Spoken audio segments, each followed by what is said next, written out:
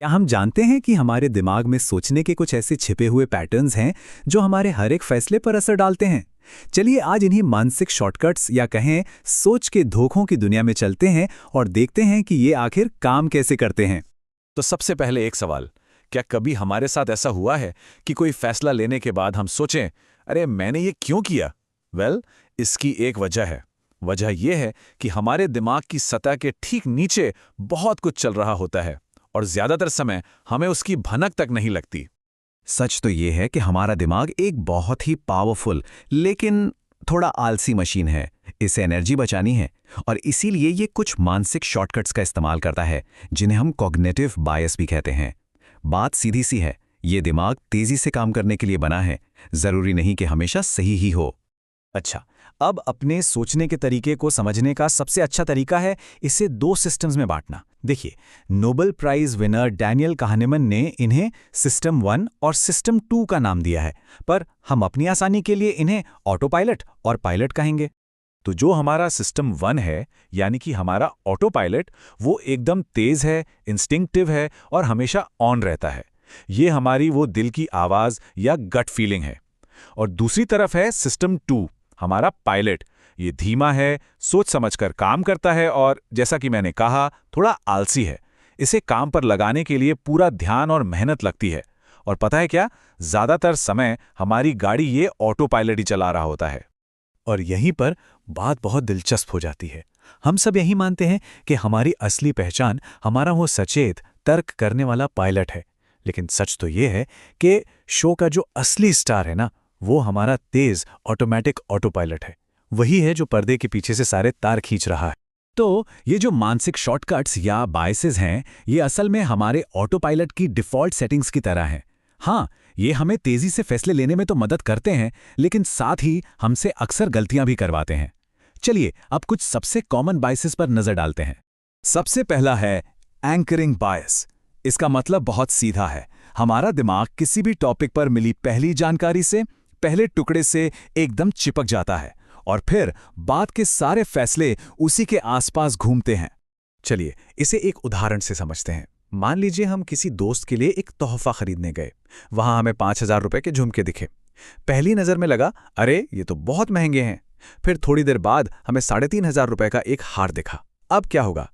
अचानक वो 3,500 रुपए वाला हार हमें एक बहुत अच्छा सौदा लगने लगेगा, है ना? जबकि हो सकता है कि वो भी हमारे बजट से ज्यादा हो। यहां हुआ ये कि वो जो 5,000 रुपए की पहली कीमत थी, वो हमारे दिमाग के लिए एक एंकर बन गई। और ये बायस कितना ज्यादा पावरफुल है, इसका अंदाजा एक स्टडी से लगाते हैं। इसमें लोगों से एक व्हील घुमाकर एक रैंडम नंबर चुनने के लिए कहा गया और फिर उनसे कुछ चीजों की कीमत का अंदाजा लगाने को कहा। अब सुनिए मजे की बात, जिन लोगों का नंबर बड़ा आया था, उन्होंने उन्हीं चीजों के लिए ज्यादा पैसे देने की बात कही। मतलब जरा सोचिए, एक पूरी तरह से रैंडम नंबर ने उनके फैसले को कितना बदल दिया। कमाल है ना? चलिए अब अगले बायस पर आते हैं। इसका नाम है लॉस अवर्शन। सीधा सा मतलब है नुकसान से बचने की हमारी चाहत। साइकोलॉजिस्ट्स ने ये पाया है कि किसी चीज को पाने की खुशी से कहीं ज्यादा हमें उसी चीज को खोने का दर्द या डर महसूस होता है। जैसे इस चार्ट पर एक नजर डालिए। यह बिल्कुल साफ साफ दिखा रहा है कि 1,000 रुपए खोने का जो दर्द है, वो 1,000 रुपए पाने की खुशी से लगभग डबल महसूस होता है। और पता है, यही वो वजह है कि हम नुकसान से बचने के लिए कभी-कभी बड़े-बड़े जोखिम भी उठा लेते हैं। और अब हम बात करेंगे सबसे आम और शायद सबसे खतरनाक सोच के धोखे की।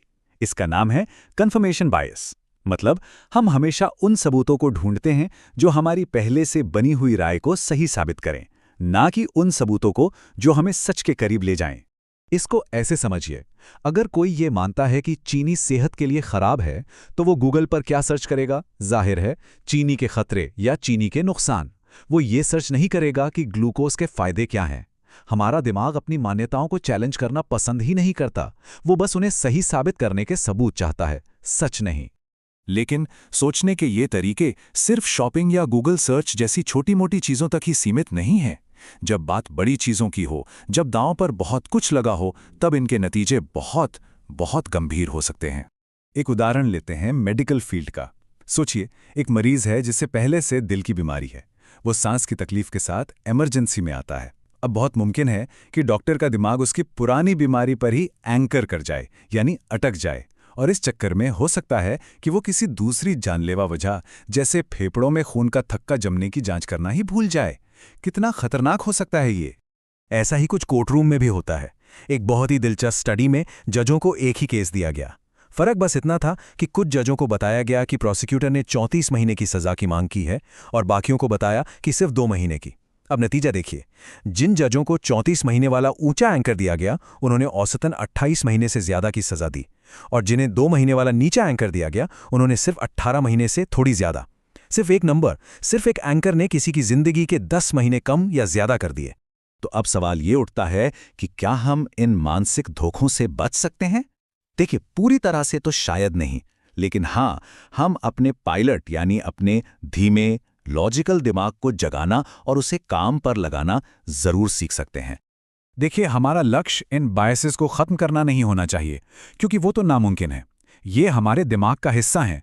असली समाधान ये सीखना है कि हम कब अपनी पहली गट फीलिंग पर शक करें और जानबूझकर मेहनत करके अपने धीमे सिस्टम 2 यानी पायलट को एक्टिवेट करें। तो हम कर क्या सकते हैं? एक 3 स्टेप वाली मेंटल चेकलिस्ट को आजमाया जा सकता है। जब भी कोई बड़ा फैसला लेना हो तो बस एक पल के लिए रुकें। पहला स्टेप, खुद से पूछें, क्या ये फैसला वाकई जरूरी है?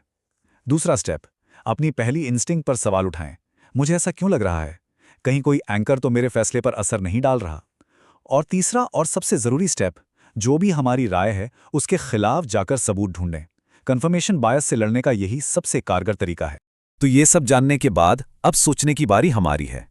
आज वो कौन सा छिपा हुआ मानसिक शॉर्टकट होगा जिसे हम पहचानेंगे और उस पर सवाल उठाएंगे, ताकि हम पहले से बेहतर और ज्यादा सोच समझकर फैसले ले सकें।